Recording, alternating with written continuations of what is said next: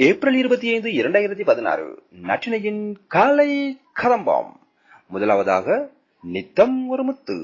இன்றைய முத்தாக உதிர்கிறது வே. இறையன்பு அவர்கள் எழுதியுள்ள இரண்டாவது பிறப்பு என்ற கட்டுரையிலிருந்து சில பகுதிகள்.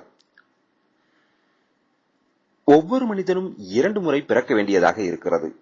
முதல் பிறப்பு எல்லோருக்கும் நிகழ்வது. அது அவன் பெற்றோர்கள் மூலம் சாத்தியமாகிறது.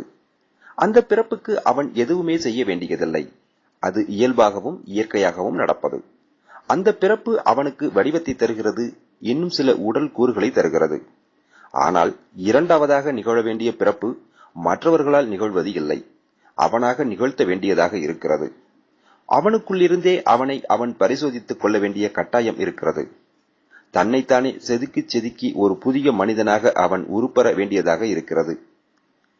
தன்னிலிருந்து தன்னை பிரசவிப்பது என்பது ஒரு சாதாரணமான நிகழ்வு அல்ல. அதற்கு ஆழ்ந்த உள்வாங்கல் தேவைப்படுகிறது. நிறைய சிந்தித்து ஒரு மனிதன் தன்னை நிறைத்துக் கொண்டே இருக்கும் தொடர் முயற்சி அது. ஒரு குழந்தை பிறக்கிறது என்று சொன்னால் அதற்கு முன்பு தாயின் கர்ப்பப்பைக்குள்ளேயே அது சில வளர்ச்சியை காண வேண்டியதாக இருக்கிறது. ஒவ்வொரு பிறப்பும் கண்ணுக்கு தெரியாத பல மாற்றங்களையும் வளர்ச்சியையும் உள்ளடக்கியதாக இருக்கிறது.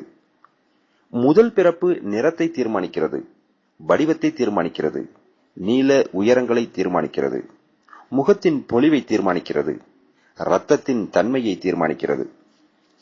இரண்டாவது பிறப்பு என்பது நம் கையில்தான் இருக்கிறது என்கின்ற காரணத்தாலேயே நாம் அதை தள்ளி போட்டுக் கொண்டிருக்கிறோம். எப்போது வேண்டுமானாலும் செய்ய முடியும் என்கின்ற காரியம் எப்போதுமே முடியாமல் போய்விடுகிறது. ஆக்ராவிலேயே இருக்கின்ற பலர் தாஜ்மஹாலை பார்க்காமலேயே மறைந்து விடுவதுண்டு.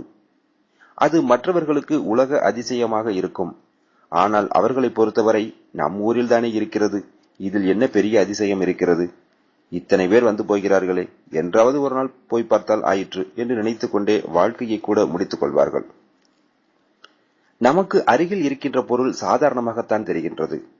நாம் தினமும் அருந்திக் கொண்டிருக்கின்ற உணவு கூட நமக்கு சலிப்பை தருகிறது.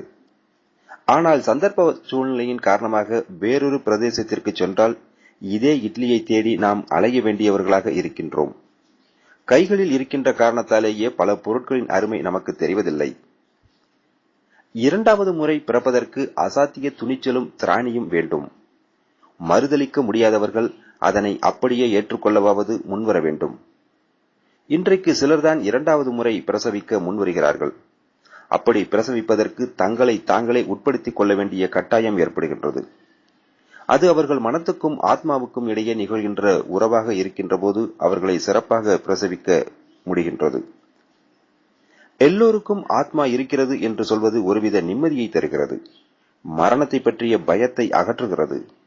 நாம் இறந்தாலும் உடல்தான் அழியுமே தவிர ஆத்மா அழிவதில்லை என்கின்ற வாசகம் நமக்கு இளைப்பாறுதலை தருகிறது.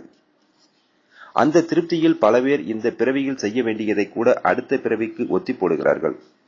சில நேரங்களில் சோம்பலின் காரணமாக சுவாசிப்பதை கூட அவர்கள் நிறுத்தி விடுகிறார்கள். மனத்திற்கும் ஆத்மாவிற்கும் இடையே நடக்கின்ற உறவினால் பிறப்பவர்கள் இந்த பூமியின் இதழ்களில் புன்னகையுடன் நிரந்தரமாக வாழ வேண்டுமென்று ஆசைப்படுகிறார்கள். அவர்கள் ஞானத்தையும் அறிவையும் இந்த உலகிற்காக பயன்படுத்துவதால் அவர்கள் மரணம் இல்லாத பெருவாழ்வு அடைகிறார்கள். அந்த விழிகள் கக்கிய வெளிச்சத்தினால்தான் உலகம் இன்னும் விடிந்து கொண்டிருக்கின்றது. அடுத்ததாக 100 ஆண்டு வாழ்க. இன்று பிறந்த நாள் காணும் துறைப்பாக்கத்தைச் சேர்ந்த முத்துக்குமார் மற்றும் கடலூரைச் சேர்ந்த ராஜசேகர் ஆகிய 2 பேர்களையும் எல்லாம் வல்ல இறைவன் அருளால் பல்லாண்டு வாழ்க என மனமாற வாழ்த்துகிறது நற்றினை. நன்றி, வணக்கம்.